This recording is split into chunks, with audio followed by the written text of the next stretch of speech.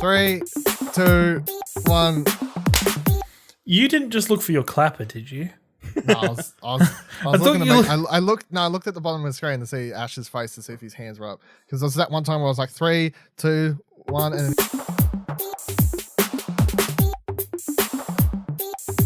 welcome to Arcade Couch, the best place to chill with your friends and get your gaming goodness every Saturday at 6 a.m. Australian Eastern Daylight Time. I am Dylan Blight, and joining me on the couch today, Ashley Hobley. Man, Overwatch is overrated. Oh, holy shit! We'll come back to that one when we introduce Kieran Martian, also on the couch today. Man, Overwatch is overrated. Yes. God, I hate you so much. Yep. If you're going to keep committing to the bet, I'm going to take advantage of it. Fuck you. You jerk. Do you reckon, have you finally come around, Kieran? Overwatch No, I just copy what he says at the start of the show. Oh, he's played you like a fiddle. Because he's got no original thoughts. I just got played. Arcade Couch Ashley at it again, and we're only freaking 20 seconds in. I do want to, before we dive into the actual show though, we was talking about something just before recording that I said, hold on, we'll tackle that in a second, which is Apex Legends. Ash has been playing a lot, it seems. Now, have you actually been playing a lot, do you reckon? Sort of. I've just been jumping on. Obviously, I finished Kingdom Hearts, so it's like take a bit of a break before I go back and sort of clean everything up. So yeah, I've just been jumping into Apex Legends every now and then. Managed to get my first victory. Died 14 minutes in. And then my two teammates went on and survived another 14 minutes to claim the victory. You didn't quit. Wait, they didn't even waste their time and respawn you? No, they didn't. No, my body was trapped too far away. Yeah. They couldn't get to it in time, so. The secret to winning is if you die and your teammates are still alive, don't quit to the main menu just yet. Yeah. You could still get a win. Well, no, because with Apex, you don't quit until you're dead because they can still respawn you. Yeah. But if the time respawn time dead and you still got the win. Yeah, that's what he's saying. He's dead. He could have quit. He was dead, and he still got the win. Yeah, okay. Yeah. I feel we were robbed of some heroic story of Ash like dragging his teammate's body over the finish line. No. Well, I mean, before we started recording, I'm like, holy shit, you got a win I saw in your trophies. And his response was, yeah, that's a story. And then the story was, so I got carried. Because I said this, I'm like, did you get carried by somebody? And I didn't get the immediate answer. Right, the answer was yes, everyone. Yes. To be fair, another time I did respawn both my teammates in the same game after taking out. Wait, did you win that game? Did you win that game? No, we didn't. Win that game? So it didn't matter. No, it didn't matter, but I got the trophy. It didn't matter. You got a trophy. I got that respawn. This isn't no trophy. Platinum explosion shit. Trophies mean nothing. They always mean something. All right, that's enough Apex Legends. Can I also point out, I find it really interesting that sort of everybody's jumped on the Apex bandwagon. Like all those streamers who were doing Fortnite before have all jumped on Apex. Oh, they're all. It's because it's the thing. It's like pretty much the day we did. I think on our socials we did post it about Apex. A bunch of new Apex Legends Twitter accounts already set up and liking everything. Well, there was already like Apex Legends podcast. Like people were jumping. Shout on out to our buddies over at OK Beast. Yeah, just Jump like Masters. Yeah, is that they got Jump Masters? I'm like, damn, that's a good job jumping on that crap. Picked at number 3 in America, so yeah, nice. It's done a great job. Like it is the bubble right now of Apex Legends, and I just spoke about this on late nights that Apex Legends has the most potential out of any of the battle royales because I think it has esports elements to it that Fortnite and PUBG don't have. Those games are very RNG based. They're very. I think there's a lot more moments of complete boredom or just like, very solo play based games where Apex is built on a system of teamwork. You can draft strategic comps for your team of which characters you're putting together in a squad. Is there going to be a meta form of these three characters work the best together right now? Are they going to get buffed and nerfed? I'm super interested with what's going to happen with Apex Legends. On my quick 2 cents in that side front is I think it's months potentially before the end of the year. Definitely. Once like they get through their first couple of seasons and they get more characters in and tweak stuff and whatever else. But I can see it becoming an esports game because it's so heavily based on team play. Yeah, it's still got a long way to go, but I think it's got more potential than I see in any other battle royale game. Yeah, for sure. I think that's also why it's so popular because it's hitting the same thing. All right. On today's show, though, we'll be talking about Crackdown 3's single player, the Outer Wilds, getting some new gameplay videos and information, and then we'll be talking about Nintendo's first big Nintendo Direct for 2019. But to start things off on a sad/angry note, today, as of recording, a couple days ago, if you're listening on Saturday, Activision/Blizzard laid off 800 employees while also gloating about the fact at the same time. Now, the best article I saw written up about this came from Waypoint and one Patrick Klepek, who wrote the headline, Activision Blizzard reports record revenue as they fuck over 800 employees. And I was like, what a headline. That article isn't the greatest, though. Why? Like, I think there was a lack of tact by the CEO for saying the record revenue, but Activision still, like, in their budget targets, they missed every target that they set. And they had also, and they were lessening the targets for this year. Like, they set their targets so high. It's like they set their targets so high for Destiny and then it doesn't reach any good, but then selling higher than the previous title. You have to look at the bigger picture always, I feel, because they're always like, well, this is doing bad. And then you look at the stats and it's like, but is it? Is it just doing bad because it didn't reach the goal that you set for it, but it's still doing better than... But it's gone based off, that's what their business targets are. That's what they've built their business around, hitting these targets. Yes, if they're over, zealous with those targets, then shame on them, but it's still, when they lessen them, there are going to be changes made, sadly. So the Waypoint article says they're a company who bragged about having a record year, which comes from the quote from... CEO of Activision, Bobby Kotick, who said, while our financial results for 2018 were the best in our history, we didn't utilize our full potential. And then bragged about apparently having a record year, which is, weird. So a quarter of the year, they made $2.8 billion in one quarter last year in revenue, which was considered a disappointment. They also only 2-3 weeks ago or something like that, I think it was, they granted Bobby Kotick a $15 million signing bonus thing. And they did a bunch of $900,000 and other bonuses to hire up employees recently. And then just today laid off 800 employees, which is kind of, I feel like you can dig into a lot of the facts and things and be like, oh, they did bad this. And some people, people lose jobs when companies do bad and all these sorts of things. I feel like you nod your head and go, yeah, that is true. That is true. But they gave him $15 million as a bonus. They gave this person nearly $1 million as a bonus. It's like, if the company is doing bad, then, okay, how about we give him $1 less million? There's a few people's jobs. $2 million less? You know what I mean? That's fair. That is fair. Yeah, but that's what every single business in every single industry does. What? Give bonuses to... Yep. Yeah, that is true, but I don't think... But... That is 100% true. I don't think you can get angry at them for the culture of business practices, I guess, that have been cultivated for the last decades. I mean... No, I feel like you can get angry, but you can't... I don't know. You have to understand. We can get angry, and I feel like the only reason that you're seeing more anger about it, and I presume Kieran on his Twitter, my timeline was going off about it.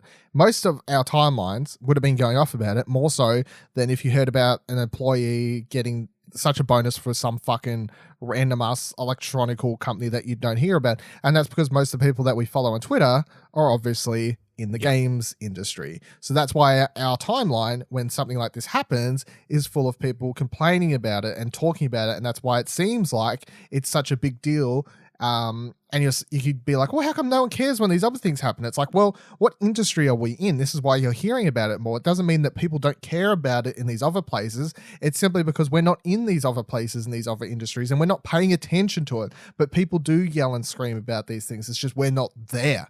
We are here. We fucking we follow all these games media people. We run a website that mostly talks about games and stuff. So of course it's a bigger deal to us and me personally as well. Then overall, my general rule is I feel like most CEOs and most higher ups in companies get way too much money. I think most people get too much money. Even another thing, I think actors get way too much money. You know, like a lot of times I'm like, an actor got paid X amount of money to do this thing. I'm like, you know, who needs the amount of money they have? You know, you'll hear someone has like they have $40 billion or something to do something. It's like, what do you even do do much money? I don't think anybody's getting paid $40 billion for anything. I was exaggerating, but you know what I mean? Like, what do you... Dylan exaggerating something. Wow. or they have that much money, you know? Like, they're worth like $40 billion. I always find it interesting, like with the whole Maroon... Let's talk about the Super Bowl again. Maroon 5 giving away their entire Super Bowl pay to charity. It's like, it's really good that they can do that, but it's fucking insane that these people are in a position where they can just give away $500,000 and just be like, yeah, there you go. Like, just give that away. That's incredible. Like that they can do that, but from their point of view, they've still got all this money. It's crazy. I'm getting weird looks. Yeah, well, that's crazy. Any industry. I mean, it's not like they just suddenly got gifted that money. They kind of worked for it and just happened. Yeah, exactly. They worked for it, but yeah, it's like I can't imagine in my position in life getting a paycheck and then being like, I'll just give this all away. The rich get richer, the poor get poorer is the saying most of the time. I've seen a lot of people on Twitter when it comes to this story though, pointing out that Iota, what the fuck? Oh, I can't say his name. Nintendo old head of Iwata. Yeah. Thank you. I was on Struggle Street. He ran the Wii U time, and another time he completely forgoed getting any sort of bonus, and to make sure everyone else could still stay employed that would have had to lose jobs if they'd been running it like a kind of normal company. Apparently, a bunch of people too. I think I don't know, but a bunch of people in that culture in Japan, Nintendo, Japan in general, I suppose, that with the way that their culture works, have been known to do these sorts of things where they will just not take bonuses to make sure that people still can stay employed and these sorts of things. And you can be like, oh, fucking Japan, different from America, whatever. But to me, it's just like, that's the more humane thing to do, because it's like, if you already have a fuck ton of money, which like Bobby does and all these other CEOs do, they have a fuck ton of money. It's like, I cannot take a huge bonus this year and keep people employed and not like having to search around for a job. Because the important thing to remember for these stories often is the biggest aspect is because they're in America and their healthcare system's fucked. And that's the thing that people bring up the most when it comes to these stories, is because when they're employed, they have healthcare. So the problem is, as soon as they lose their jobs, they no longer have healthcare, which means if they something happened the day after or a week from now and they're not employed, they're basically up shit creek because they got no healthcare anymore. That's a big part of it. Aside from the fact that they no longer have income jobs and all these sorts of things that, of course, go without even mentioning it. But it's like, if I like to think, if I was a big CEO and I would be like, hey, you know what? I won't take my big bonus that I don't actually fucking need just this 1 year, because then it'll keep everyone employed, and I will work harder as the CEO of the company to make sure that next year we don't have a disappointing result. And then next year, when we're like, hey, we did a fucking fantastic job this last year, everyone's doing great, I'll actually take my bonus because I earned it this year because all of my employees are still going to stick around. I feel like that's your reward. Not, hey, I'll reward myself and then fire it, but I don't know. I don't know how you could sleep at night is my takeaway.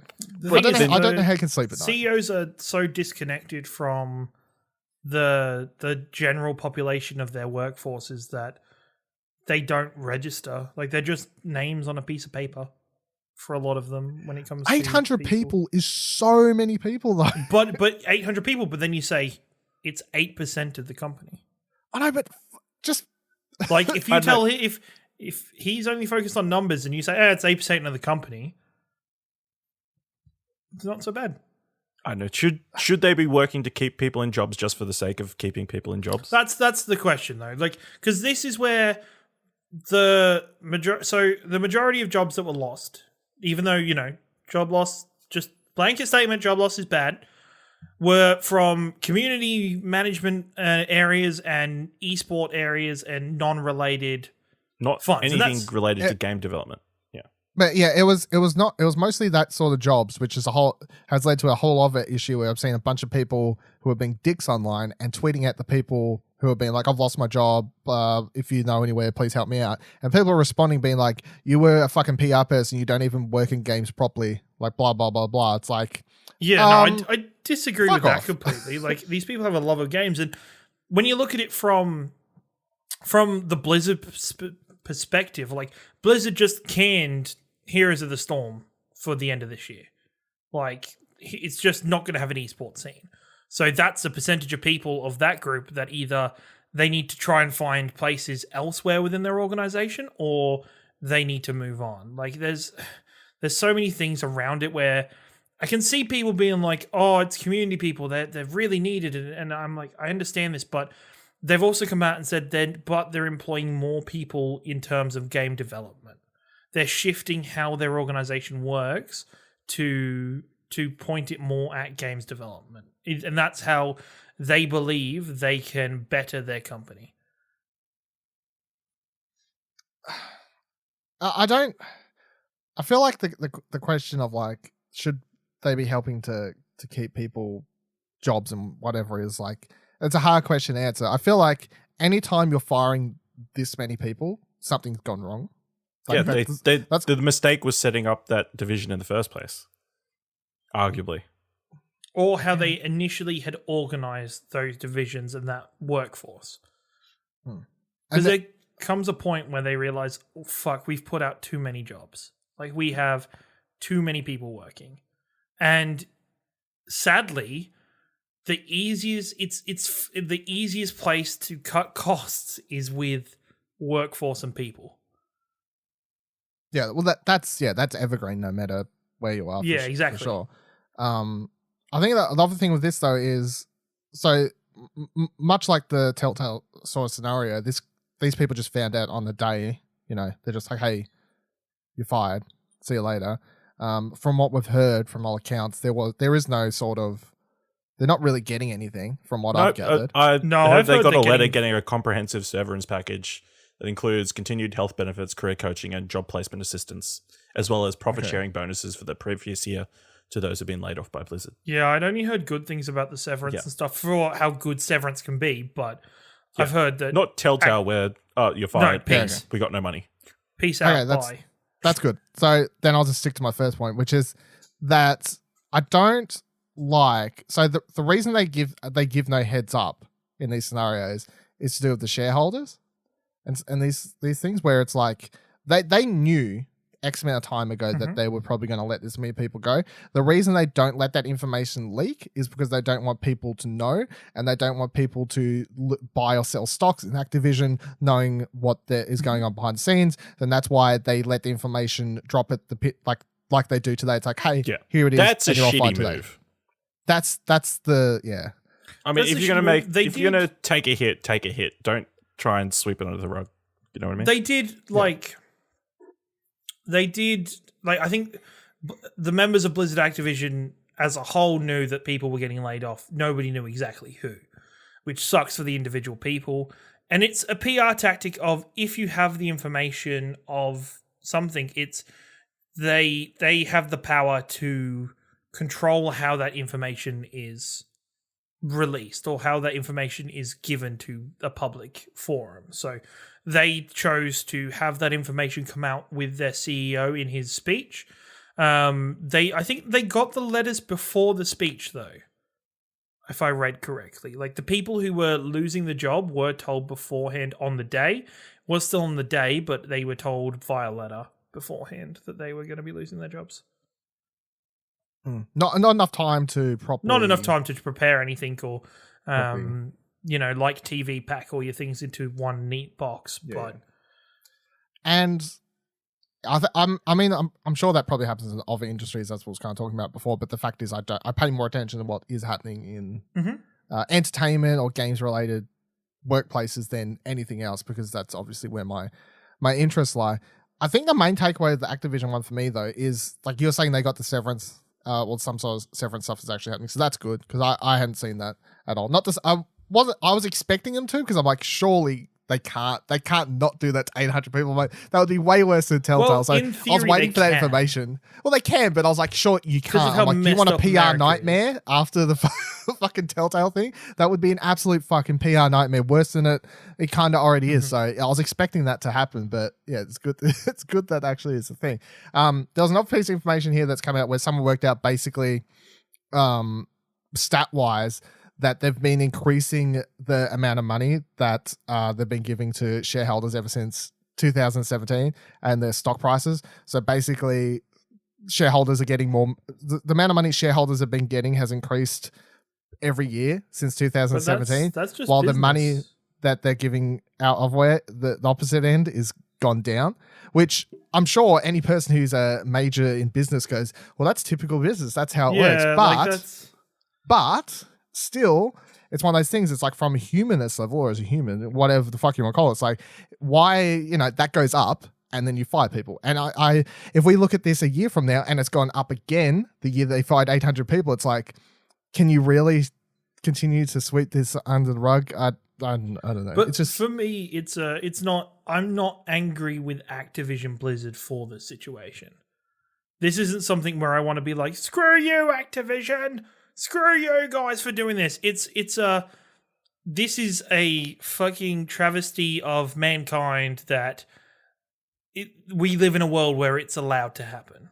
That we live in a world where this is a normal thing, where when I read it and I see other people going, oh no, this is so bad, I'm like, and I'm desensitized enough to be like, I understand what's going on. It sucks, but I'm not shocked by it. I'm not bothered by it. I'm just, yeah, like, hey, it's day-to-day business. Happens all the time. yeah, I don't think that the Activision thing is completely abnormal to, that's what's, as we've said a few times, like normal business practice and stuff. And I think the problem doesn't lie with Activision. The problem does lie with like how business is conducted and what's considered normal and what's just considered to be completely fine, which is the fact of, help the rich get richer, and then if you have to do anything to save money, instead of taking money, like, let's give them a little bit less. It's like, well, how about we just fucking fire people? Like, that's the answer in most companies, and that's just how it's going to work. But yeah, I don't. At the same time, if I'm going to pay attention to, that's what I'm saying. If I'm going to pay any attention to any industry, it's going to be the games industry. And if I'm going to get annoyed about anything, it's going to be when stuff like this happens within the games industry rather than your fucking McDonald's or anything else. Not to say that stuff doesn't matter, because at the same time, like, I think it's fucked up no matter where you are. But yeah, when it comes to an industry, I pay so much more attention to it's, and I already follow a lot of people on Twitter in the game dev industry, and I'm seeing them tweet a fucking bunch. It's hard not to be like, yeah, this sucks. It sucks for anyone, one person lose their job, let alone 800 people, just like at the flick of a switch, drop of the hat. And it just does come down to my personal views and stuff, I suppose, where my automatic answer to all this is, well, he shouldn't have that much money, or he shouldn't be getting that much money. And I know it's a very plain, evergreen sort of thing to look at. He got $15 million, and then 2 weeks later or whatever it is, they fire 800 people. Well, there lies the problem. I know it's not as simple as that, but the fact is, my mind just goes, no. Like, it just looks at the overall picture of $15 million here. The shareholders getting more money, people getting fired. It just makes my mind go, well, that's not right. Surely, like, I didn't study business. What can we do here? And these sorts of things. So I don't think it's great, but games industry continues to get into these things. People continue to call for unionization. I don't think it's going to happen anytime soon, but I think the it'll continue. The push continues, and I wouldn't be surprised if we get there. But I still think unionization within the games industry doesn't even begin to really form a proper sort of thing for several more years. I just think it's so far away to really help with any of these sorts of situations. But 800 people, like every time I think about it, I'm just like 800. That's nearly 1,000 fucking people. Like, it's fucking nuts. But it's an organization with 9,000 people working there. I don't care if there's 1 million, you know? Like, I just think that's 800 people with homes they go back to, with potentially families. It's like, so if you think about, if you imagine every single one of those people have like a partner or even like some kids or anything like that, it's like, it's not, you're not affecting 800 people, you're affecting potentially 1,600 people, you know? 2,000 people. You don't know. Like, the number is so much higher, I think, than 800 that it starts with. So, and I just think that's, I'm like, how many people live in my fucking town of Launceston? I'm like, are we firing like nearly all of Launceston? Like, what is going on? Oh my God, no, it's just, no. If this, at the end of the day for Activision, not only looking at the profit sides, but if this move means that in the future they can keep more people on, then it's the right move. Yeah. No. The right move is to take $2 million off Bobby and employ people, in my mind. But it just depends on how much does 8 million people, how does 800 people, how much I does saw it someone pay on Twitter for them? do the maths, and I think they worked out 32,000 or something like that was the average, or something along those lines. I can't remember, but someone did work out the average. That's like base money. That doesn't include medical benefits. That doesn't. Oh yeah, this is very base, but that was just trying to roughly base level. Like, they were trying to estimate roughly how much you could do with even 1 million of that to chew it out, which isn't, of course, the easy go-to thing. You can't just take like $1 million over here, but it's kind of looking at the overall picture of it and just being like either way, there's money coming out of Activision, going into someone's pockets, and then at the other end, they're literally just cutting it off from other people. That's a very plain, simple, ridiculous way to look at it. And of course, it's a lot more complicated than that. But I do feel if you're going to look at it in a simple, like, what's right versus what's wrong manner, then you can kind of boil it down to what is right and wrong. Is it right that one guy gets 15 million while 800, potentially, 1,600 people lose their money, benefits, healthcare? But then what if you're that one person, and yes, it's not humane, but what if you think you've worked really fucking hard and your belief is that you deserve the $15 million? Because you shouldn't be able to make that decision. Because it's his decision where he gives it up or not, because it's a contractual based bonus and he's met the targets to get that bonus. So it's up to him alone to say, I won't take that, you give it to whoever else. I like to think if I was in the same position and I knew that I either took a bonus or didn't, or this amount of people potentially lose their jobs, I don't take the bonus. Mm-hmm. Because as we're kind of finding out this conversation, you're like, oh, look at Twitter, I'm kind of seeing it. I'm like, oh yeah, it's not that big of a deal. It happens, all these sorts of things. And I think it's coming across in the show, really. I'm reading all this stuff. I was getting... You're a communist. Upset. I'm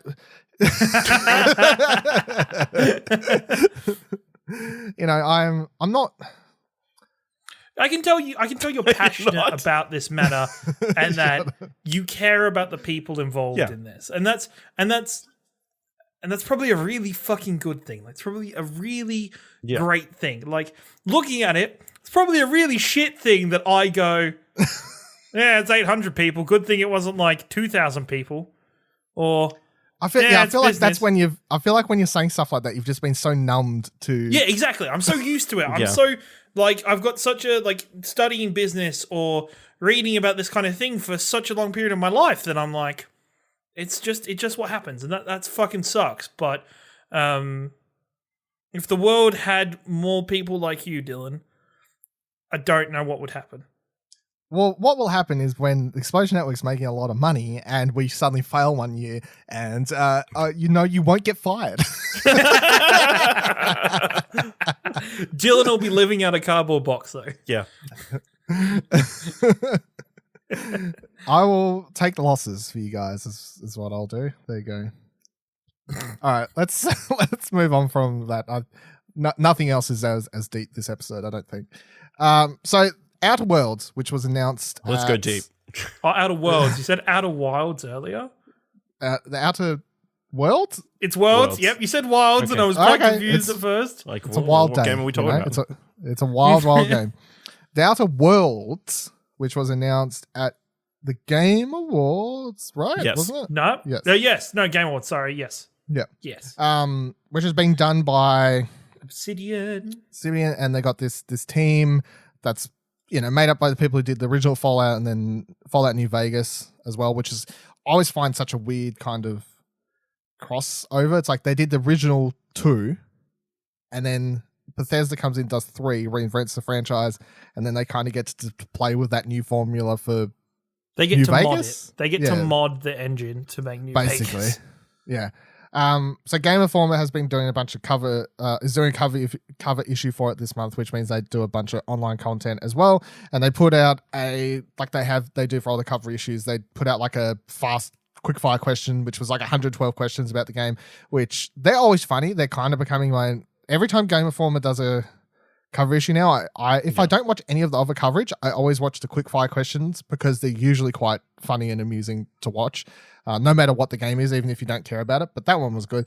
But today they put out a bunch of, well, not a bunch, like a 5-minute video about showing off new gameplay for it, reveals the game's VAT system, which is kind of a bad way to put it since it's nothing like No, VATs, I don't think it is. I think it looks like Fallout, so might as well. Yeah, here's the thing.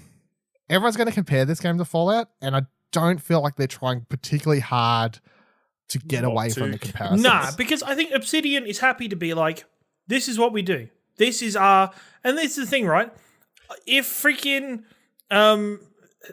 if Cyberpunk comes out and it doesn't have elements where I'm like, I can see the passover from their game style in Witcher, and then... they come out, the team goes away later, and then they try and make something completely fucking different, I'd be like, what are you doing? Why don't you just, continue to do the shit I love about your studio? Like, but they are doing something completely different with Cyberpunk. But it's still going to have the storytelling aspects and the quest lines and the in-depth worlds, and like it's like if they went from doing this kind of thing to they went to do like a simulation racing game, and it's like, why? Fucking stop! Just make what you do. So, yeah, if all you saw was the Outer Worlds reveal at the Game Awards, and you were like, hey, that kind of looks like Space Fallout. It is. Basically, Space Fallout. And yeah, so did you watch this? It sounds like you watched this, Ash. Right? I've watched it without the sound on while we're talking. Okay, because you're a Fallout guy. You're a bit of a. Yeah. I remember the Fallouts. You remember it's a first-person shooter that has a system that shoots for him. Ash loves it. Yeah, but fucking Ash is a changed guy these days. He's like, I'll fucking play Apex Legends. I'm going ham. I'm doing what I need to do. Yeah, but there's no teammates to carry him in this. It's important. Does what he needs to do. So in the gameplay, it shows you walk around, first person, of course. There is a bunch of guns. You can mod them. They explain there's going to be a bunch of different ones. The game starts out with some weaker weapons. The further you get into the game storyline, towards the end, apparently you'll unlock a bunch of higher end ones that are more powerful and stuff, but they didn't show those off. The VATS-like system, I can't remember the actual name for it. I didn't write it down. I should have. VOTS. But what? VOTS. Yeah, fucking imagine. No, I think it's just called something like slow down time or something fucking generic, because that's what it does.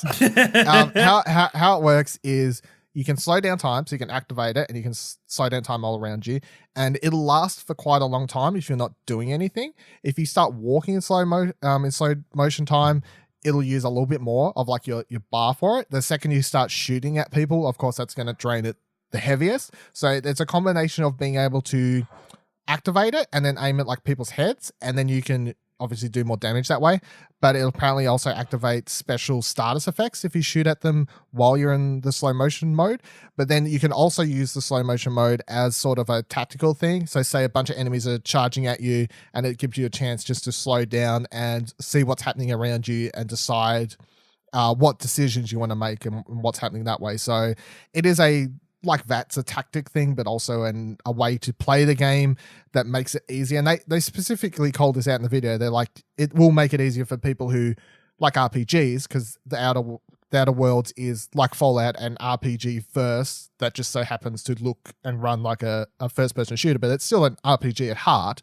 And they want to make sure that people who want to play it as an RPG but aren't really good at first-person shooters have a system that enables them to be able to get some help in there. So the slow down time system will hopefully help with that, kind of like VATS does in Fallout, of course, when you're struggling and you can just activate it and blast some dude in the face 10 times. It's kind of like Super Hot. If you're not moving, then it's really slow.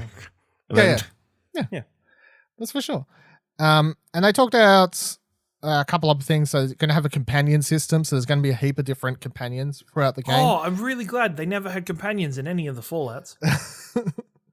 But they're supposed to be all varied, and they'll bring different skills and abilities to your team. I think they said on the hardcore mode they can actually die and not come back. But if you're just playing a normal, they'll live forever. They in one of the it's a lot of it. But do we think? I think my question is, because I'm watching. My build-up question is this: I've watched the gameplay. Let's start. We watched the reveal. I think all of us, when we talked about the reveal, were like, "Yeah, that sounds cool. Sure, we're on board. Like Fallout in space, cool. Obsidian, sure. Sell me more." And every time I've watched all the Game Informed stuff, from the gameplay to the Q&A videos and stuff, it is hard not to do what Kieran's face was just doing a moment ago that you can't see, dear listeners, which is just like making funny faces because he's thinking, that doesn't sound like Fallout at all. And the thing is, it does just sound like fucking Fallout. But to me, that's not a bad No, thing. it's not. No, yeah, exactly. I'm glad that it sounds like Fallout, because the team's still making... What? Fallout's pretty great. Fallout's pretty great. 76 is like the top tier one. Yep. But like Fallout is a fantastic game, and look, it's been long enough since Fallout 4 now. Fallout 76 never scratched the market. It's going to be a decent amount of time until we get another Fallout from Bethesda. So it's like, fuck, may as well just lap it up while they're trying to give us Outer Worlds, and then, and then Xbox fans are going, fuck yeah, we're going to get this on Xbox. Thanks, Obsidian, as well. Nope. Like, we're going to get more of this kind of stuff. Let's go. Like, no, Xbox will make a first-person shooter. Maybe. Yep. But it is a first-person shooter. Ash. A full-on first-person cover-based shooter. What? Are you just like throwing words in front of the word first-person shooter to make it more like complicated or something? They're making the new Halo. But Halo isn't a cover-based shooter. Oh. They're making the Halo Gears crossover. Halo Gears cover-based shooter FPS. FPS. Set in 360 nose scope position. Mountain Dew prehistoric Doritos. times. Jeff Keighley. Get those Doritos going. Fucking hell. But if you want to see more about the Outer Worlds, do check out that Game Informer coverage. As always, it's pretty good and it's insightful, because often, of course, they do get first looks at stuff. And they also said that the game is shooting for a release in 2019, presumably some point towards the end of the year. So you basically have a Fallout game coming this year, I guess. Let's go. Is the thing. But its characters look more animated and great, so I'm more excited for it. There's always something a little janky about normal Fallout characters. Yeah, there's also going to be a bunch. I know this, once again, it's like, Fallout never did that, but there are going to be like a bunch of different endings to the game, depending on decisions you make, and there'll be parts throughout the game where, you make decisions as characters. And I think they said there's... You make decisions in this game? How original. Yeah. I'm just saying to I can't wait for the Fallout after its release.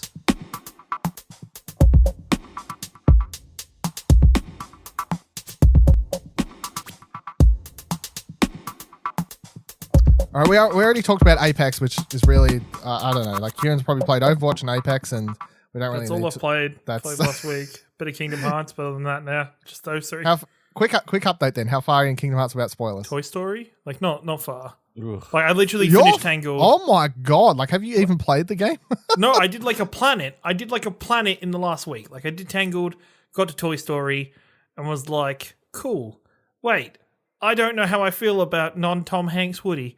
I need to sit down and play Overwatch to think through this moment. I love how you use anything as an excuse. This decision. Overwatch will make me feel I better. should play Overwatch, right? That's what I should do to help with this. Yeah, I should. Should indeed. What should I have for dinner?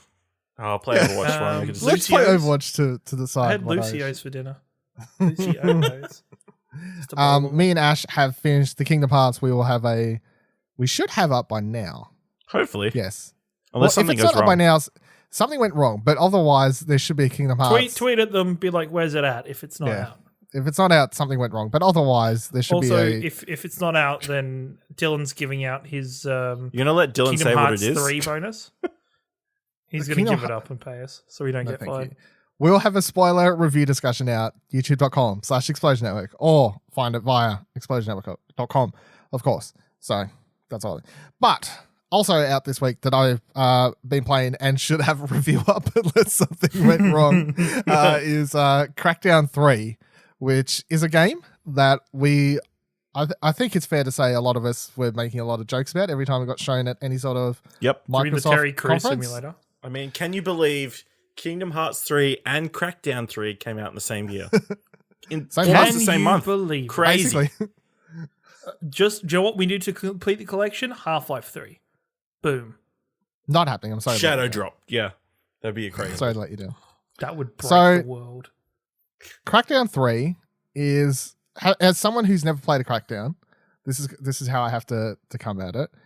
I believe it's pretty much everything that everyone loves about the previous Crackdown games and just more of it. Like, it doesn't really do anything that particularly stands out well, but it's fun and kind of addicting is the thing. Like, you jump around the world, you can double jump and fucking dash through the air, and I pretty much, you can pick between 3 weapons, and a couple hours into the game, I was like, yes, shotgun plus this rocket launcher thing that like sprays 3 rockets in a area of effect. That is my weapon. So if I'm charging in, I just fire off a bunch of rockets and I switch to my shotgun and I fucking lay waste to fools left, right, and center, just running up in their face. Or I power punch them and that knocks them into a bunch of other dudes. Why did you select that word, Dylan? What? Fools. To fools. Because Is they're it fools 'cause you're just sending Terry them away. Crews? Or No, Mr. you can be T? you can be a bunch of different characters. Oh, But really? I'll say, I did here's not the know thing. this. The opening video, the Terry Crews thing is the biggest letdown of the whole game. Is the Is problem. it really? It is What? the biggest letdown. How? Because Hot take. they used him in so much promotion, like he's part of the ad campaigns for well, it everything. was the Terry Crews simulator. He was Yeah, it everywhere. basically is the Terry Crews simulator, but where they fucked up the simulation. It's like how it starts. So the opening video for this game, Terry Crews is like the commander of the agents, right? And they're coming into this city to do an operation. And he's fucking giving this very Terry Crews. He's like, yo, we're gonna kick their ass and all these other, he's like doing very Terry Crews things like flexing and like, look at these muscles. We're the best, just hyping up his team and whatever. And then the ship gets struck by some ray beam or something and it starts going down. And then everyone on a board gets disintegrated, turned to dust. It's like, holy shit, they all died. And then it shows a character, but you don't know what character, who's being brought back to life in like some Star Wars, like thing that Luke or Vader lays in to help heal, laying in that, and someone's bringing him back to life. And then you get to pick the character you want to play as. And you can pick between like 6 characters when the game starts. And then throughout the level, throughout the world, you can find obviously more DNA that you can unlock, which will unlock a bunch of different characters. And the only difference, apart from their appearance wise, is they'll have like, oh, this one gets 10% more XP for cars. This one gets 5% more XP for explosion stuff. That's it. It's just like a variation of that stuff. But when you pick the characters at the start, it's like Terry Crews or 5 other fucking randoms that you don't care about. So I don't know who wouldn't pick Terry Crews, because I'm like, none of these other characters Racists. are interesting at all. And I also think just thematically wise for the story, it makes most sense to pick Terry Crews' character, because you see him at the start and he's like getting all amped up and then they'll get blown to pieces, but But then I think also having his Spoilers. character be the one that comes back to life and then has to go around getting the DNA for all his other members and helping bring them back to life and all these sorts of things. Like in my mind, it just makes more sense. Well, thematically it sounds for the like they've story. nailed this Terry Crews simulator. No, because You'd like actively choose Terry Crews. you have this opening moment where you Which get is to see the right Terry choice Crews in everything. do a really cool monologue and all these sorts of things. And then throughout the rest of the game, he basically doesn't speak. Like Okay, that's where they fucked up. He'll chuck out like 3-4 lines throughout the game. Like you'll be trying to climb a building or something, for example, and you'll fall off or something, and he'll go like, "Fuck you, gravity," and it's like, "Oh yeah, that's funny." But then when he says it again like 2 minutes later, and it's like one of 4 lines he whips out, and that's it. You'll go into a boss battle, and the boss will be yelling and being like, "Oh, very comic book ridiculous," which is the storyline. But Terry Crews' character doesn't say anything back. There's so many chances where there would have been such good to have Terry Crews' character, which is already introduced to you at the start of as the game as such a big, cartoonish, ridiculous character, to have that character talk back to these other really ridiculous villains. Instead, you just see his character run in, gets yelled at by the villain for a hot 30 seconds, and then the battle begins. And he doesn't run out any quirks or lines. And I just think the game would have been so much more interesting if they recorded a bunch more lines of Terry Crews and it was basically the Terry Crews simulator. Like without even a joke, if this game was legit a proper Terry Crews, like get rid of all the other fucking agents. Don't even leave it up as a choice. It's like you just play as Terry Crews. That is the only option. And then you just commit to that. You record a fuck ton of lines with Terry Crews. You have him come into the villains and he'll be like, "Fuck you, whatever your name is." And then, throughout the battle, they're shooting at him. The villains throwing lines at him saying, "I'll kill you," blah, blah, blah, blah. But then the character's actually saying stuff back, which doesn't happen. And it's really weird how you're set up with such a loud character as Terry Crews in this role. And although throughout the whole game, you'll see your character there and you'll turn around and you'll be like, "I'm playing as Terry Crews," but he doesn't fucking say anything. It's really, really weird considering the amount of promotion they did with him for this game. It's like you would think he would have been way bigger in it. It's odd. If I was to ever play this, you technically just talked me out of picking Terry Crews. Well, because you don't know the other Crackdowns characters could talk just as little. Like, no, but the thing for me is, Crackdown 1, my favorite bit, the thing that I love about Crackdown 1 was the gameplay, was collecting the obscene amount of fucking orbs, because it was fun to collect 301 orb, that fucking last orb, fuck that orb, but everything else was fun, because the gameplay was really fun, I enjoyed the vehicles, I enjoyed the combat, and I didn't give a fuck about the story. I was just playing the game, blowing shit up and running around and being a super-powered agent. I think if I picked Terry Crews in this game, I would want to be Terry Crews. But you're not getting to be Terry Crews, so it's like I'd be disappointed. You're probably actually right. Like picking someone else and not having the annoyance that I did of like, why the fuck isn't he saying anything? Why isn't he speaking? That it's probably actually a smarter move, because there is a story here, but the story is basically non-existent. Like, it's the there's like a cutscene at the start, there's a cutscene at the end, and then like before every boss battle, there's like a 15 second. It'll be like a cutscene. reveal thing for the character, for the boss normally, or like he squeeches in on his whatever. Yeah. So it's very much from what I could gather like the other game. So I feel like people who like the ones in their barely existent storyline will be at home here. And I sound negative on it. It's just the Terry Crews thing did annoy me a lot. Overall, though, if you want a just mindless, fun action game, I do think this is it.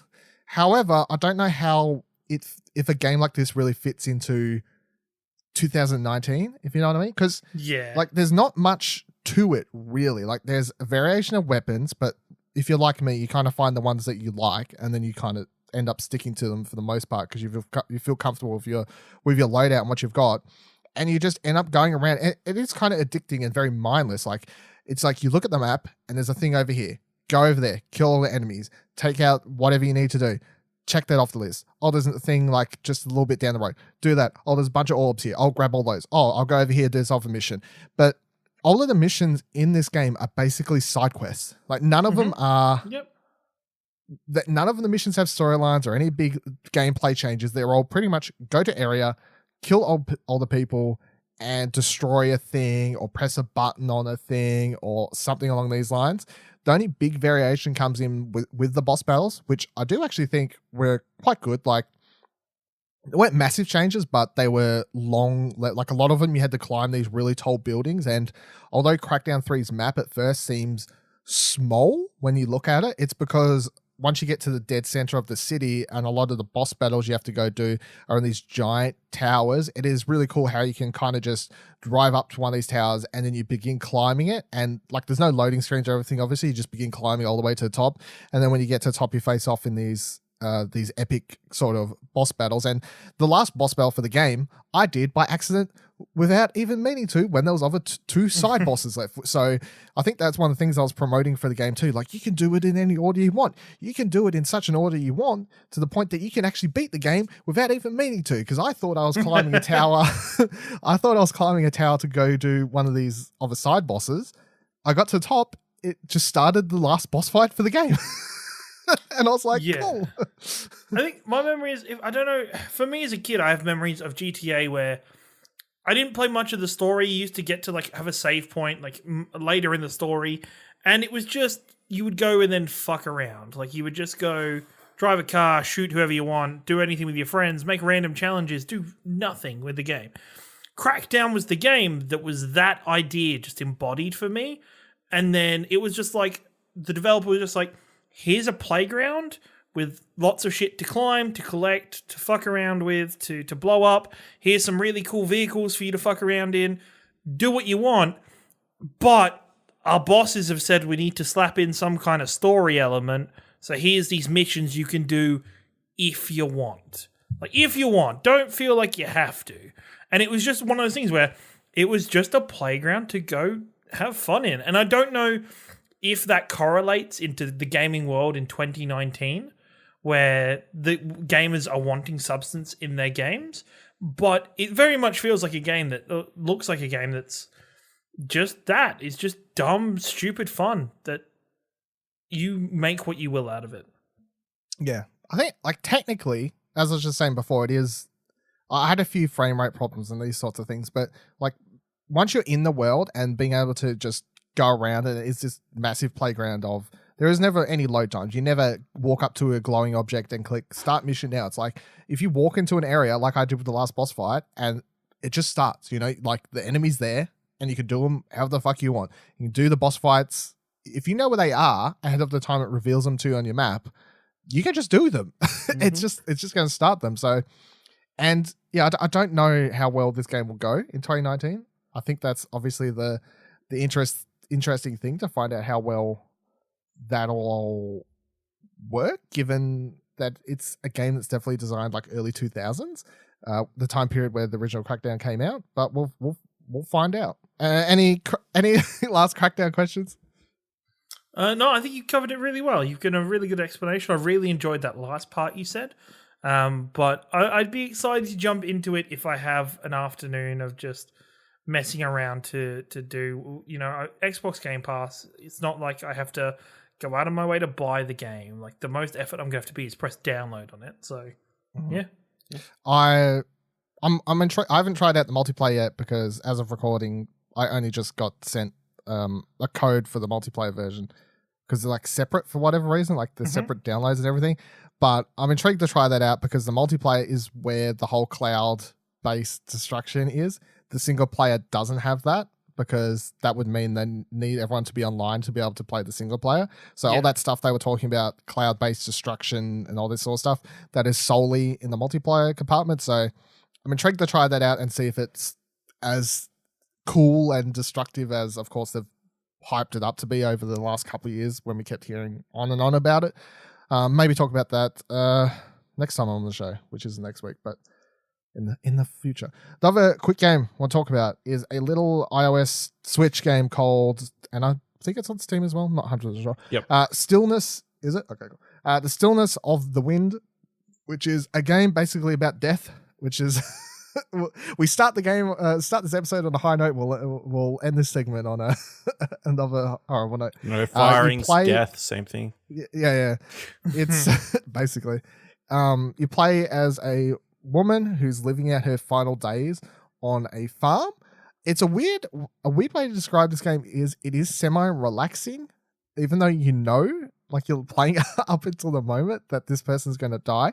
But it's also like, there's really no story to it of then what you make of it, but it's also sort of interesting in that fashion. I definitely feel like it's a game that you could play and get absolutely nothing out of it because nothing clicked for you, none of the subtle stuff, and you just couldn't get into the right mindset to be able to play it and get anything out of the character and the overall themes of the game. But if you can get into it and it does get you, then I do feel like it is kind of interesting, like what it's trying to say about death and like life and these sorts of things, I suppose, because it's not like you're trying to find a way to make millions of dollars. You live out your final days on this farm, and what you're doing each day is just whatever you want.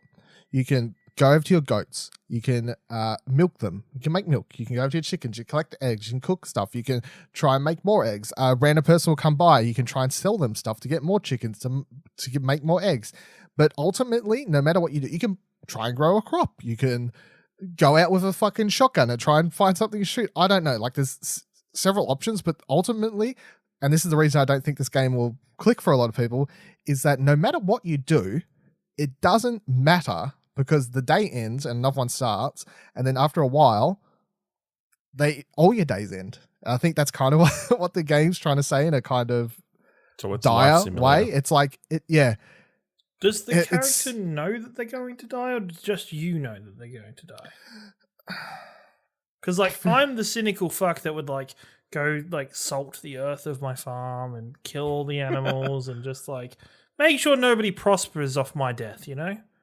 I feel like the character knows, but maybe it's up for debate, I guess, is the thing. But yeah, but the player always knows, you know, is the thing. You going into the game, unless you're going completely blind and you just start it up and you have no idea what's going on, then we've just ruined it for you with this podcast. Yeah, like, listening to this is just... But the setup and synopsis for the game sets up what the game is about. Mm-hmm. But then it does make it interesting because it is that sort of thing. It's like, why am I playing the game? Why does it matter what I even do? Like, you could start up the game and be like, what do I do? It doesn't fucking matter. I could stand here and just do nothing and this day will end. I could stand here and do stuff. The day will end. It doesn't matter. So it's an interesting introspective into the human condition, I suppose. And it plays fine on Switch. I'd probably check it out. It's a lot cheaper on iOS and Android though. So if it sounds like something you might want to dick around with, and it's got really good soundtrack as well and sound design. So I'd play it with headphones in, but it's way cheaper if you want to buy the mobile version of the game. If anyone is interested in checking that out.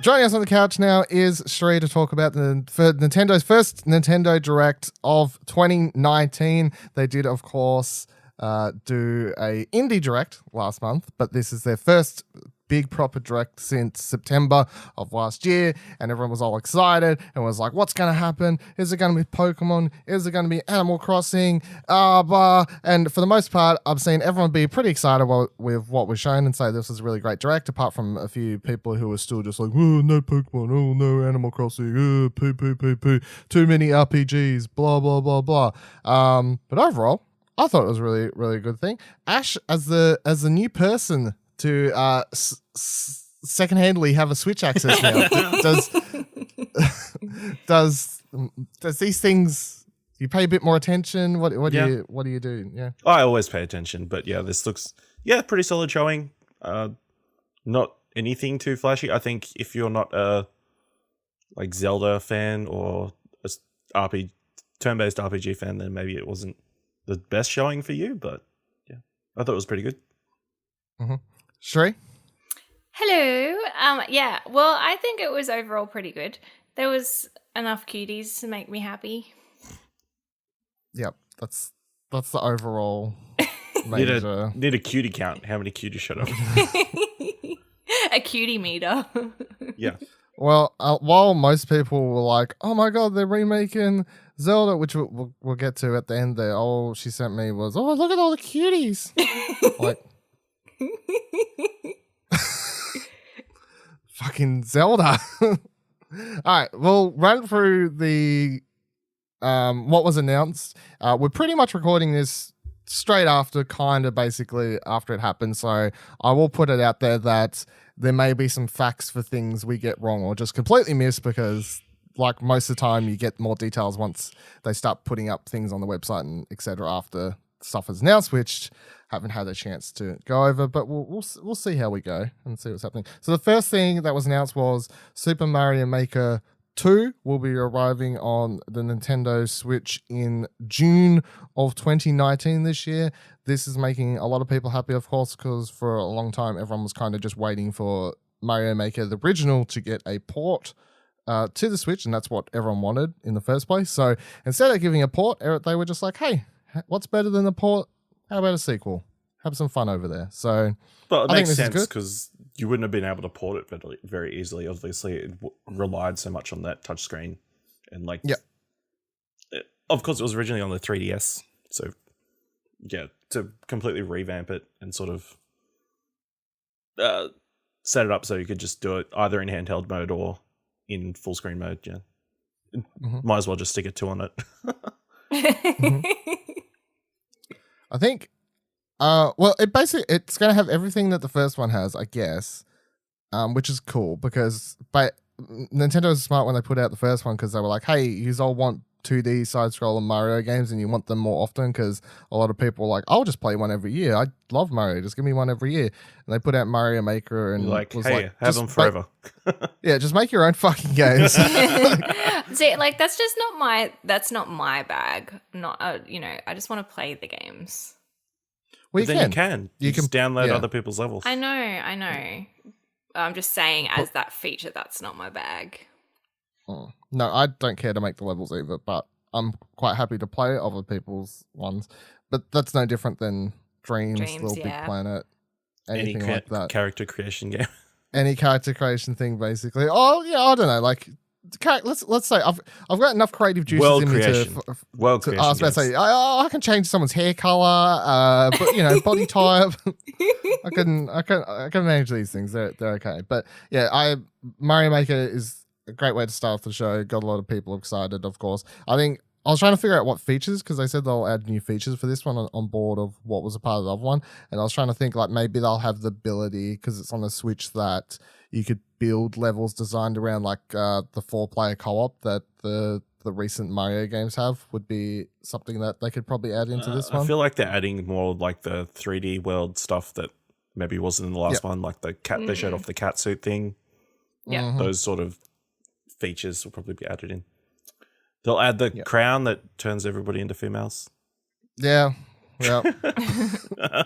Everyone will just make fucking Toadette. No, what Peach? Bowsette. Whatever it's called. Bowsette. Thank you.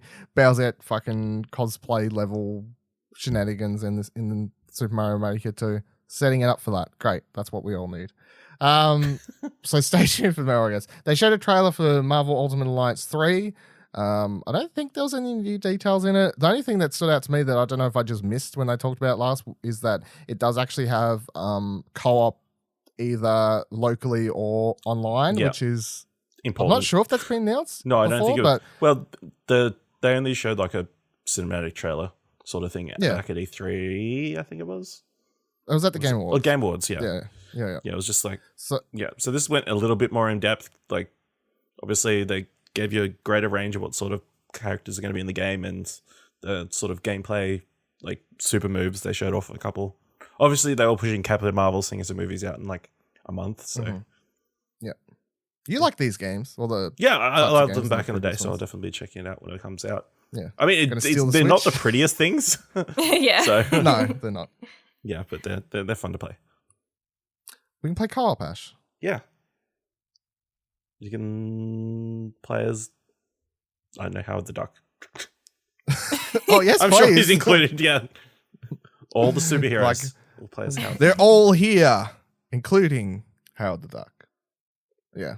All right. The next thing that was shown was Box Boy and plus Box Girl, which they talked about it like it was something I was supposed to know, which I'd never heard of before, and I'm sorry. Box Boy, Box Girl thing. I do want to call out one thing that I don't like that kind of reminded me of fucking 80s era video games is that they're like, hey, it's the Box Boy and it's just a box. And then they're like, and introducing a new character for this Switch version, it's Box Girl. And you can tell it's Box Girl because it's the exact same character with a bow on it. And I was like, fuck me, are we really like making Miss Pac-Man-esque character? Like, this is what we're doing with the, we'll just stick a bow on it. Bow shaming. That's what you come down to. There should never be bow shaming. Yeah. Well, it's just like, it just shows like, I don't know. It seemed weird. It seemed weird to be like, that's how we're still going about it. Did anyone care for this? Anyone? It's not overly. I think it's interesting. I guess it's coming. Obviously, it's a 3DS game from back in 2015. So for it to finally come to the Switch, I guess it's kind of interesting. If you like puzzle games, I'm sure it's something for you. Yeah. I didn't play it, and I think I missed this trailer. I was not there, so I will be interested to have a look at it and see. I like puzzle games. Do you think I'd like it? Everything you just said, Ash, I didn't know before you said it. That's the thing. Thanks, Google. I didn't even know this was a 3DS game. But there you go. That's why I was talking about it like it was something I should have known. I'm sorry, Nintendo. The next thing they talked about, which was a weird thing, they were like, hey, Super Smash Bros. Version 3.0 is incoming. We have no information. Stay tuned. Also, by the way, that Persona DLC is coming. Stay tuned. Let's move on. I was like, okay. That's a... I don't know. I feel like they were obligated to mention it, but it kind of was odd just to say, hey, Smash Brothers stuff's coming.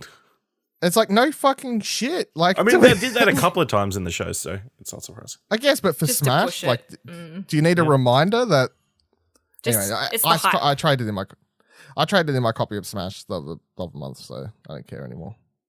Get out of here. Go listen to that episode of Arcade Couch where I tell my sad story about how I tried to love it, but it didn't love me back.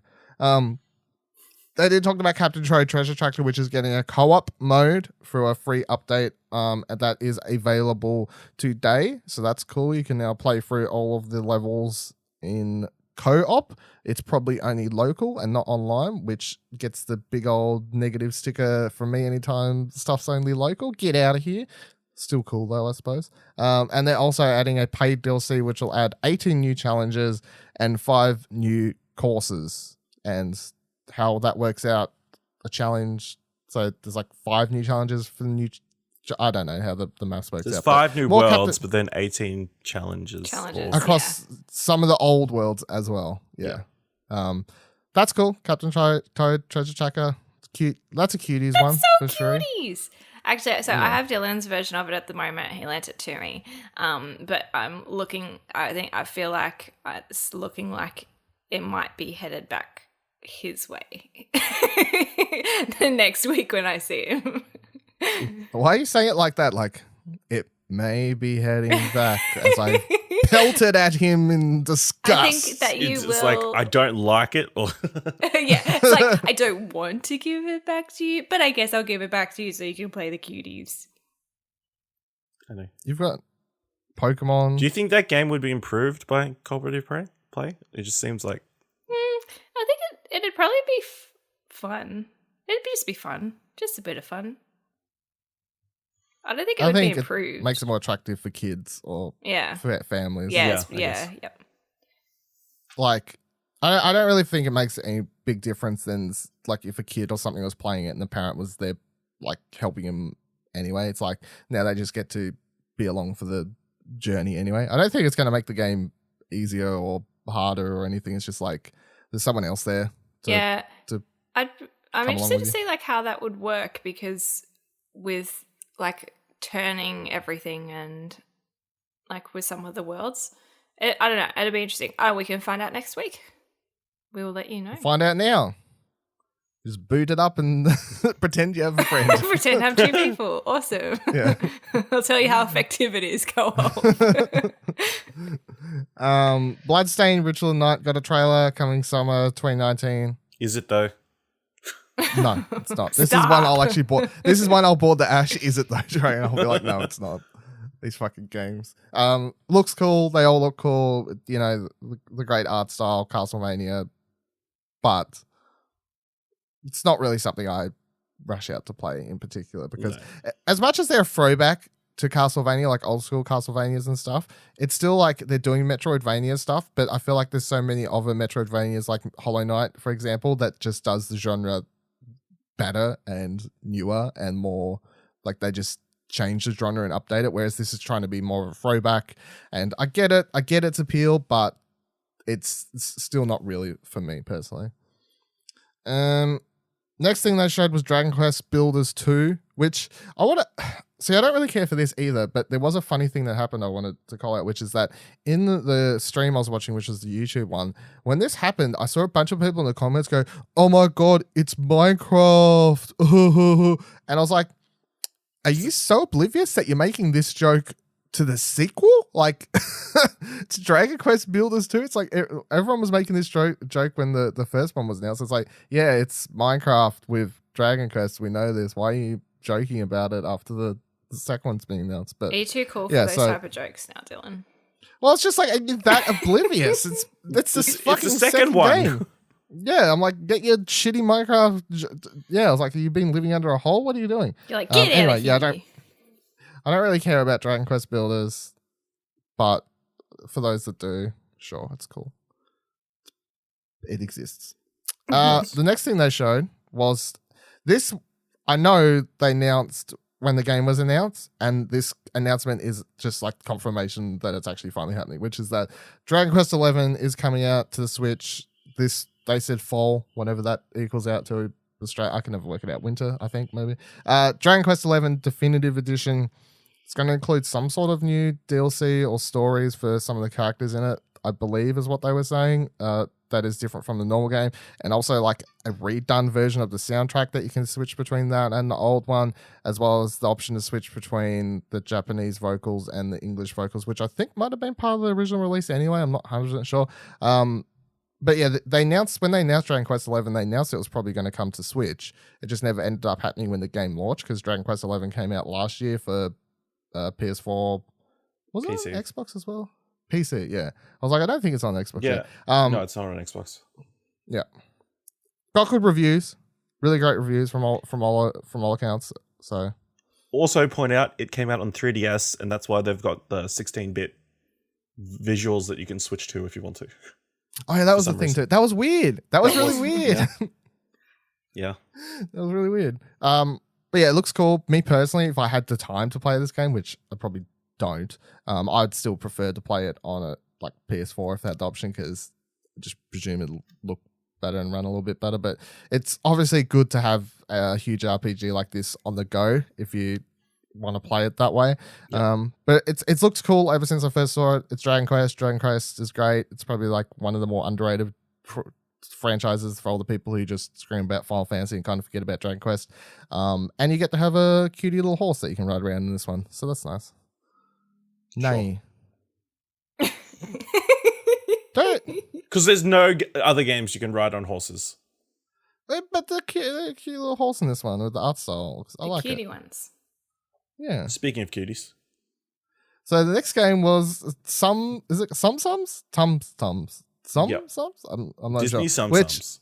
Yeah, so when they announced it, I was very confused because I was like, that looks like the thing I have on my shelf, because I have a Winnie the Pooh one of these that's sitting over on my So you just didn't know that you had one? No, well, at first I must have blinked. I missed them saying what it was, and then I'm watching gameplay. I'm like, hey, these characters look like that thing I've got on my shelf over there. And then I was like, wait, it is that thing I've got. It is that thing I've got over on my shelf over there. So basically, it's Sums, which is the.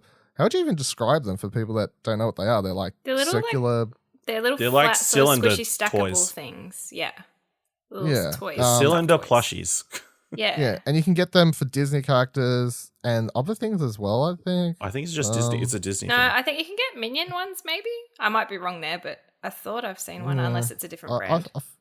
I do feel like I've seen something else that's not Disney, but yeah, I'm not 100% sure. Either way, Disney characters, and this game just appears to be a bunch of cute mini games that you play with the sums, I guess. It's a thing. In a world where we're getting the pop vinyl Gears of War game and stuff, who cares? Just turn all collectible sort of things into toy games now these days, I suppose. Sure. I say all this, but then if it pops up on the eStore for like $10, I'd buy it anyway, just to check it out probably. So I can't really say much. Because there's Winnie the Pooh ones I can play as. And Eeyore and Friends. Yes, please. Next thing they showed was Starlink Battle for Atlas is getting new DLC in the form of more Starlink stuff, which is just at this point turning that game on the Switch into a secret Starlink game. It's like, I want to know the amount of hours that the Star Fox exclusive mission that came with the original game is, and then I want to know how long hours of gameplay these new missions are going to be, and then I want to know if it adds up to basically a full-length Starlink game that they've just secretly snuck out into Starlink, because it must be selling well on Switch, basically for Star Fox fans, for them to continue making DLC support for it, I suppose, in the form of more Star Fox character stuff. But in the new missions, you'll play as other characters whose names fucking forgo me because I'm not a big Star Fox fan. What was it? Falco? That's Pepper, the only one I could remember. and Pepper, yeah, the frog dude. that's the one. Oh, good. El Frogo. I'm gonna have to look at something. Yeah. All right. Ash will find the answer. I'll quickly go to the next thing, which was Rune Factory 4, something I've never fucking heard of. That was some RPG/weeaboo/dating sim, is what it basically looked like to me. They were like, hey, here's all the things that you can do. And also, you can hook up with characters. And there was a part where they said, I love you to a character. And then they were like, oh, love you too. Let's get all hot and stuff. And then they were like, that's coming later this year. And by the way, Rune Factory 5 is in development. And I'm like, holy shit, I've never even heard of this franchise. And I'm supposed to be getting excited about the fifth one coming to the series. But that's a thing. The frog's name's exists. Slippy, by the way. What? Did you say Slippy? Slippy. No. Yeah. Slippy That's not Toad. good. That's not a good name. El Frogo, that's his new name. Improvement. He ribbits in Spanish accent. I know. I feel like I've never heard his actual name before now. He's saying, I'm like, what is Slippy? Slippy the Toad, Falco, and then Pep. The other two names sound like real names. Slippy does not sound like a real fucking name at all. But No. okay. Yeah. He and Peppy got the raw end of the deal with the names. It does seem like it. You got Fox McCloud and Falco Lombardi. Those are cool names. Do a whole fucking podcast. And then they got lazy and called him Peppy Hair and Slippy Toad. Do a whole episode about what Star Fox characters got fucked in the naming department.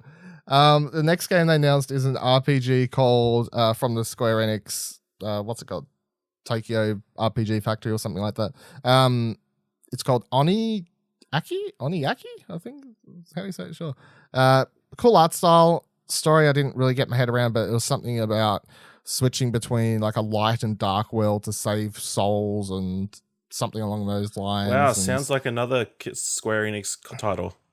it sounds like a lot of Square Enix titles, to be fair. It's like a real-time action kind of thing, I guess. It looked like it wasn't turn-based RPG. It was a actual action sort of fighting game. So at least it's not a turn-based thing. Makes it stand out a little bit from the rest of the ones that were involved.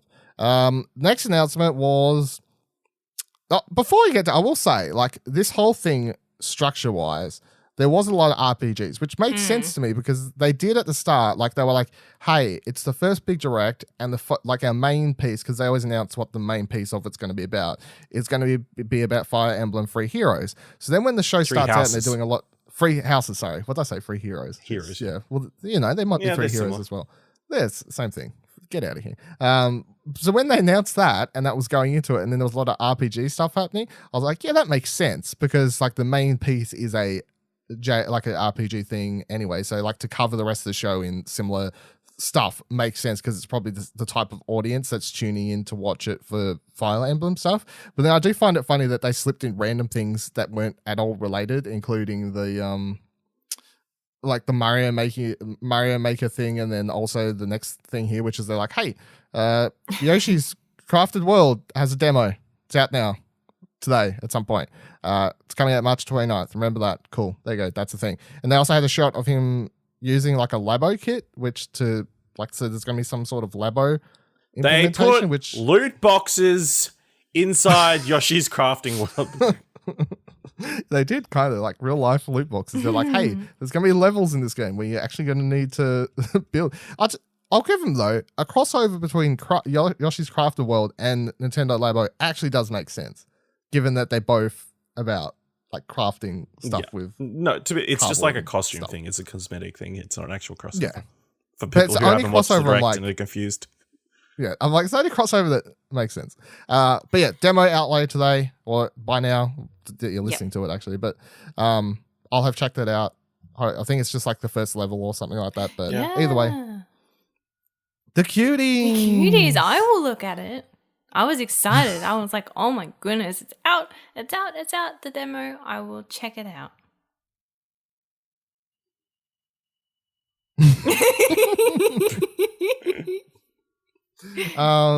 So then they got into the Fire Emblem 3 Heroes Houses stuff, which I was intrigued by because coming into this generation with the Switch and then being like the Fire Emblem 3 Houses game is going to be like a big upgrade for the franchise, kind of like what I was talking about, like Pokemon as well being like a big upgrade for the franchise and whatever else, and putting it on the Switch platform, because most of the Fire Emblem games previously were main entries were handheld titles, 3DS, Game Boy, whatever the fuck else. So I was intrigued because this is the first one I actually had any interest in checking out, and from what I saw, it was mostly story stuff. I guess like they didn't really dive into gameplay, and the story stuff I was like, okay, yep, there's 3 different sections of houses, some mystical lady, hero, warring factions. It all seemed pretty paint by numbers to me ish for the type of genre and game, I guess. I don't know, but I'm still intrigued to learn more about this game and make it my first Fire Emblem game that I try out, because I've always wanted to try one out, but I've just never wanted to fucking play one on my 3DS, really. Yeah, commit to that long of a game on that console. So yeah. And did you any thoughts on Fire Emblem? Looks like they put Harry Potter into. They put Harry Potter in it? Yeah, with all the houses, all Hogwarts houses. Oh yeah, yeah. Good one, Ash. Good one. Yeah, good one. Yeah. Totally original. Nobody else has said that today. Fire joke. No, the other game it reminded me of was Valkyria Chronicles 2, because in that's what it was reminding me of. Yeah, because you're like set in a school. Yeah. Yes. Yeah. So yeah, I'm keen to check it out. I think my brother's a massive Fire Emblem fan, so he'll be picking up, and I might borrow it after. The only concern he said is it's like you're gonna have to probably do 3 playthroughs would be the only, which I figured I as think much. you're fine with, but obviously with the last series of games, they put them as 3 separate games. Yeah, 3 separate games was it? Oh, yeah. Fucking hell, so you had to play them all to get the full story. So. Yeah, I hope they don't do that shit with this one. Get the fuck out of here, because that was bullshit. No. I think they're all just put in the one game, but that would make sense. 3 different paths. It's called Fire Emblem 3 Houses, but this one only has 1, and the other 2 goes. Stay tuned for the rest. Yeah, the other 2 are paid DLC. Yeah. The next announcement was potentially the best announcement of the show, apart from Zelda, I guess, which is Tetris 99, which is a battle royale in which blocks fight to the death.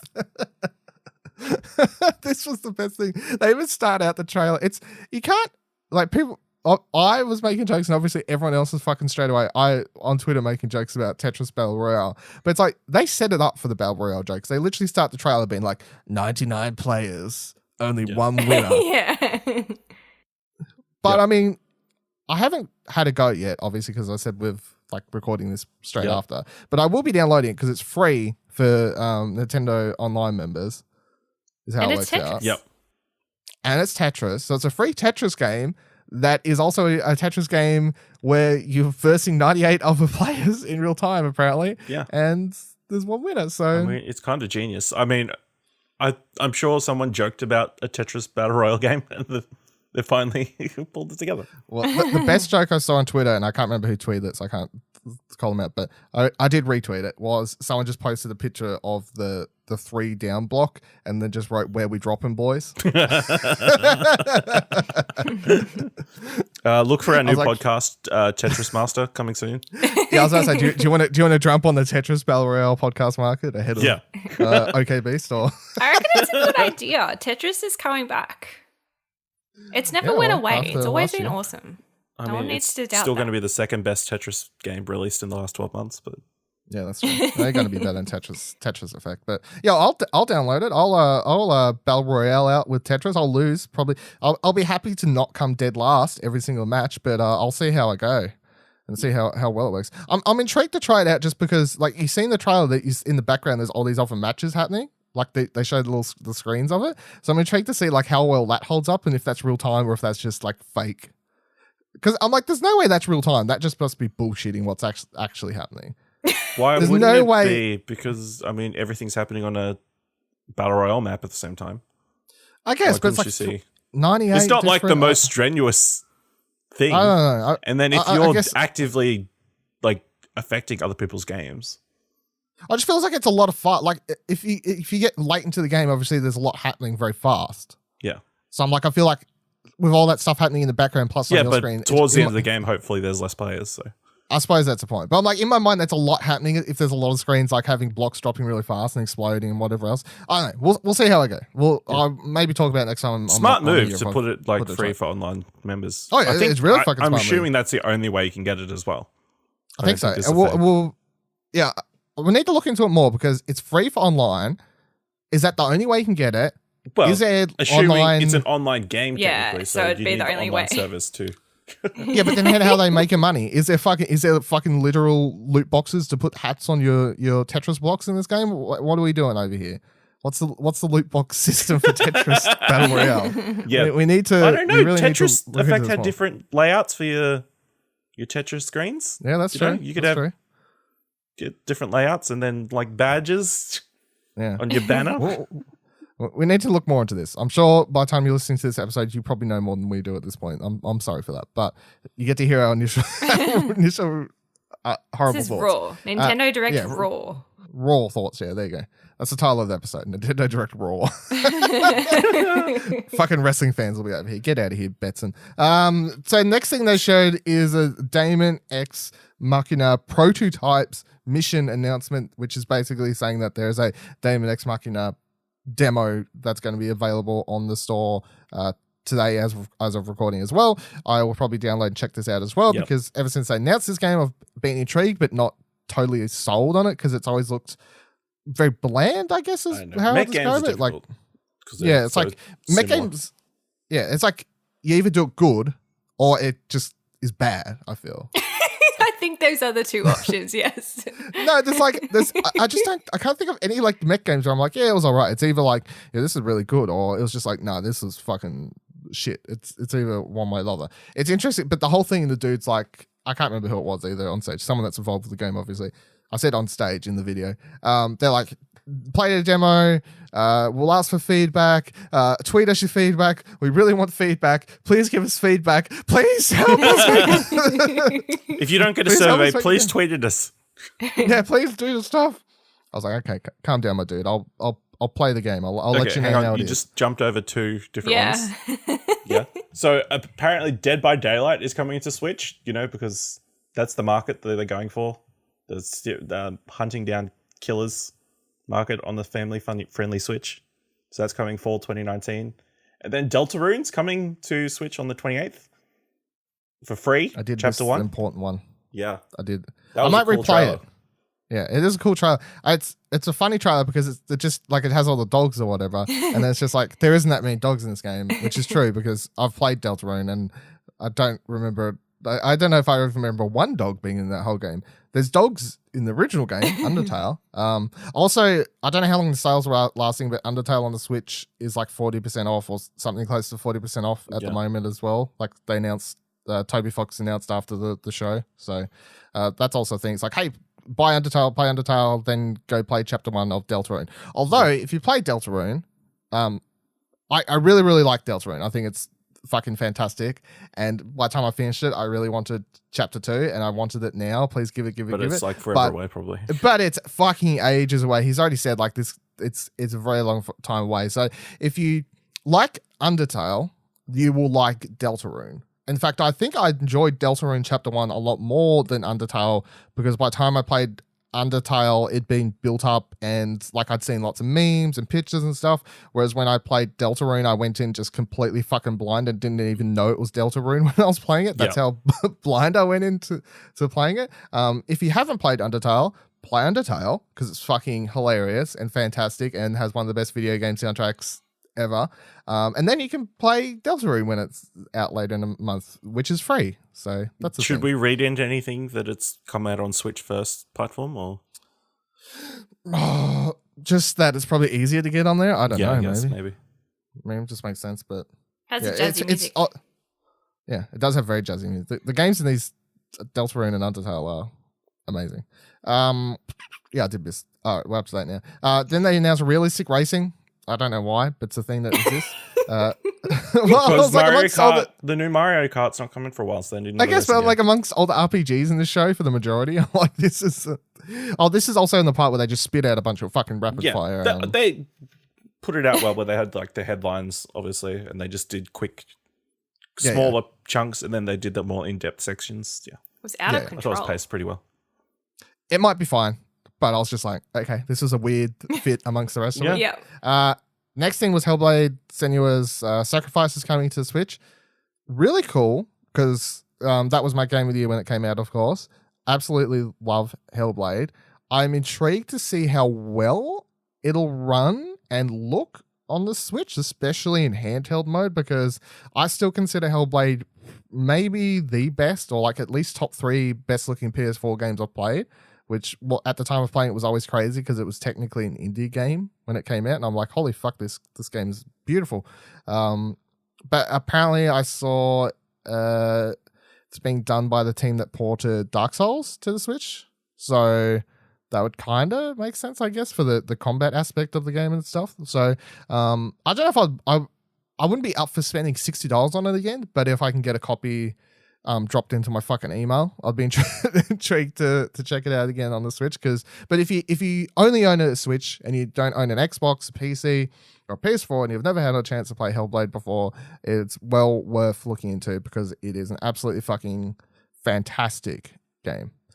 All right, next thing was Mortal Kombat 11. It's coming to the Switch.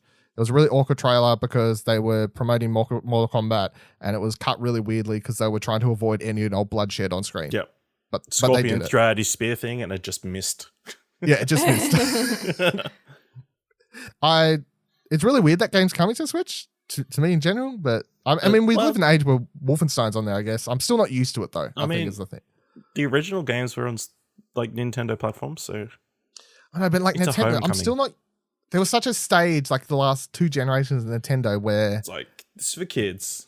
Yeah, it's like they were kids' consoles, basically, to put it. Well, that's a bad way of putting it. They were family-orientated consoles, I suppose. And I'm still getting more used to this Switch generation Nintendo, where that's coming back to allowing more violent games on the platform, be it like, there's Wolfenstein on it, there is Doom on it, there's a bunch of other stuff, of course.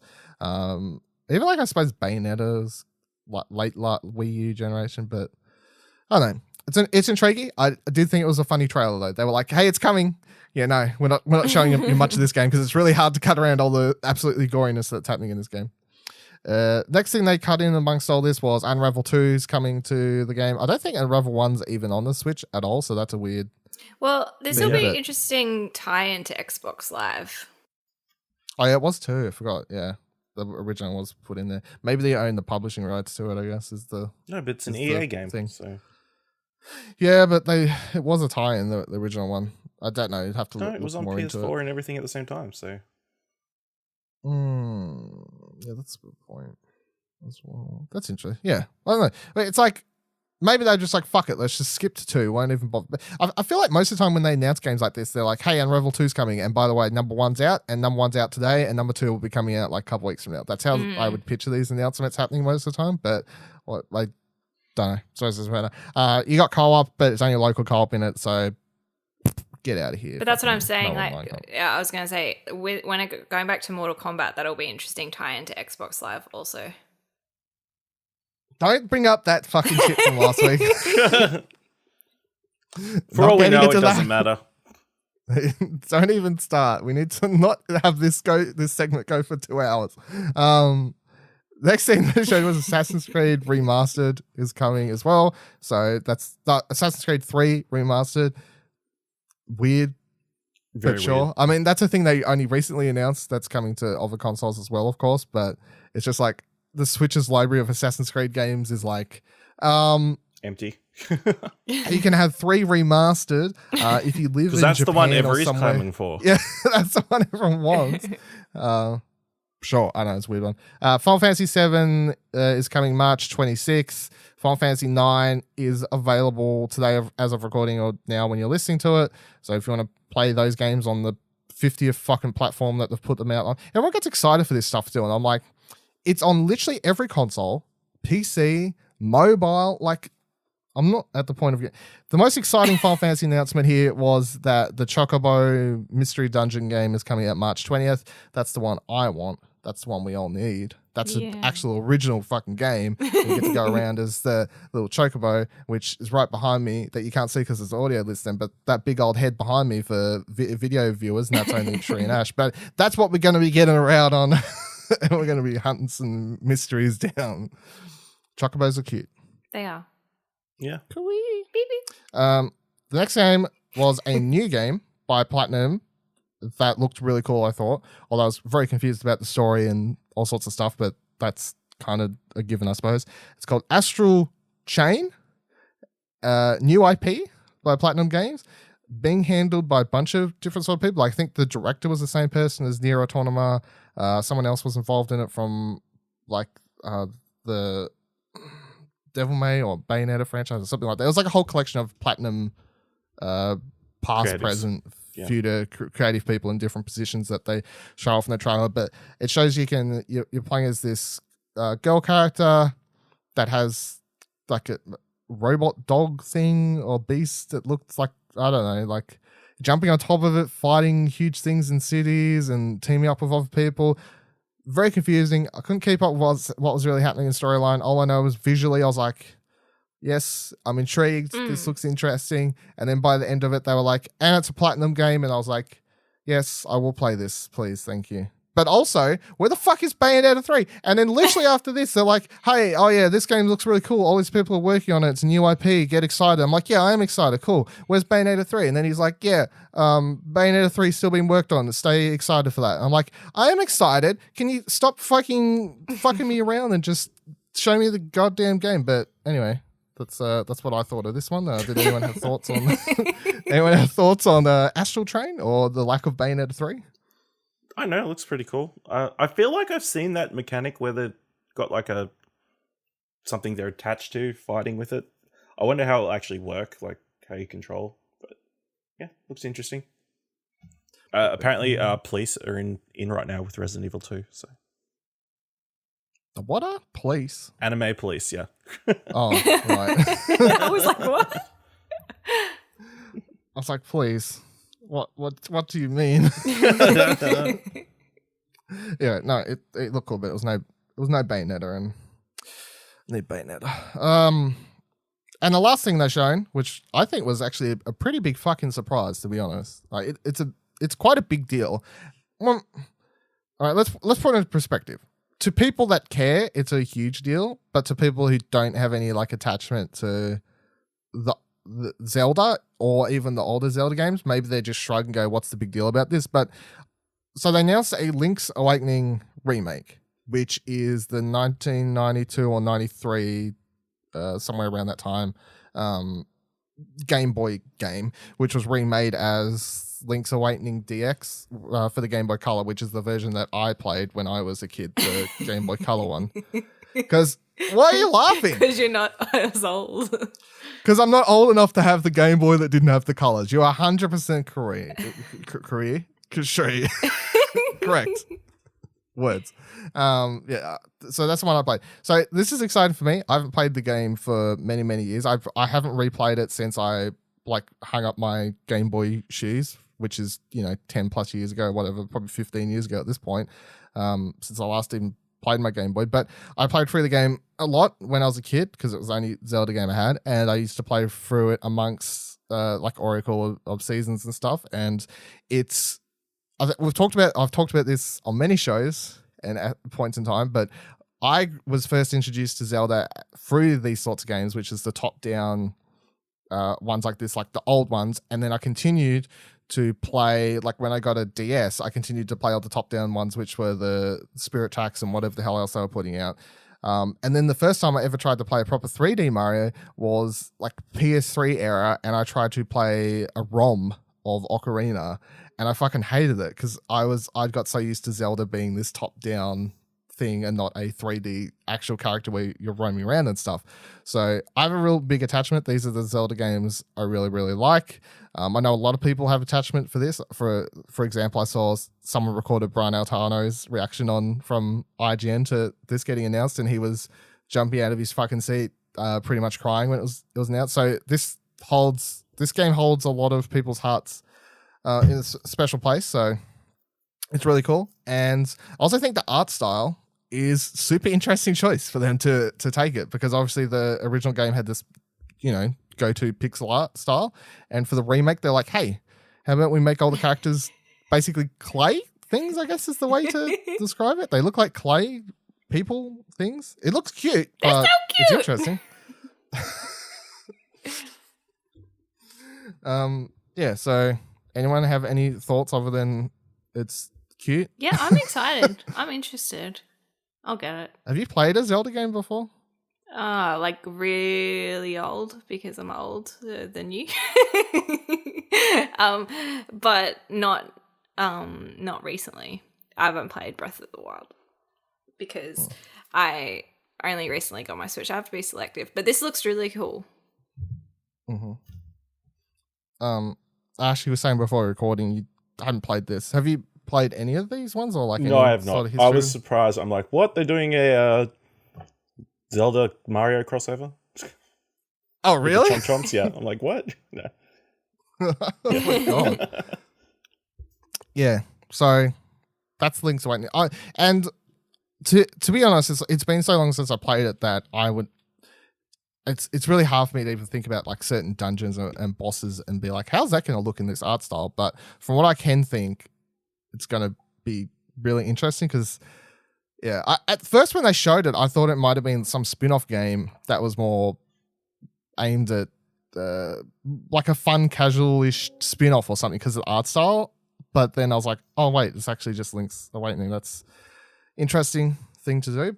And I also think it's super interesting they chose to remake the game in the first place, which does open up the option that if this does super well, which I want it to, because then they can remake Oracle of Seasons and Ages, which were the ones, there was 2 of each, and they were basically the same game except for you did different things. But in one of them, and one of my favorite Zelda games, you could get into the pouch of a kangaroo. So that's the one I want remade in this art style, because I want my little kangaroo friend bopping around. And in this clay art style, it'll be really fun. But yeah, that's the Nintendo's first Direct of 2019. Overall, I thought it was really, really cool, interesting. There's nothing here that bored me. Lots of stuff that super intrigued me. For the majority of most of the games that were shown, I was like, yes, I want to play that. Yes, I want to play that. So I think it was really great. Any last thoughts on the Direct? No, I thought it was pretty good. It was pow, pow, pow. It was like some stuff that we knew, and then a couple of surprises. So I'm happy. Ash? Yeah, happy. Just keen to see what they do at the next one. You're happy now because you've got a Switch not in your possession, but in someone's possession. Well, the next one's probably a couple months away. Well, like proper, like main Direct, I suppose. Like they'll probably do another indie one, maybe a Smash highlight one or something like that. But well, I you'd assume predict April when the Joker stuff drops that maybe they'll announce Switch what Direct one or something. Yeah, I would expect maybe at the next one we start getting a tease for Pokemon. I don't want Pokemon tease too early because then I don't want to wait around all fucking year Yeah. for information. No, next one will be Animal Crossing to sate. Oh, that's true. Things. Yeah, those fucking people. Anyway, thank you for joining us on the couch this week. Make sure you check out explosionnetwork.com for all of the shows, reviews, news articles, and much more. Rate Arcade Couch on Apple Podcasts to help out the show, or simply share it on social media with your friends. You can follow Explosion Network on Twitter at ExplosionPod. Join our Discord at explosionnetwork.com/Discord to point out when all the Nintendo facts we get wrong. You can follow me on Twitter at Vivaladil, Vivaladil. You can follow Ash on Twitter at ASHLEYHOBLEY. You can follow Cherie on Twitter at CHERIACORNO. And you can follow Kieran, who's no longer with us, RIP, on your boy Ringo. Until next week, same time, same couch, not me. Bye-bye.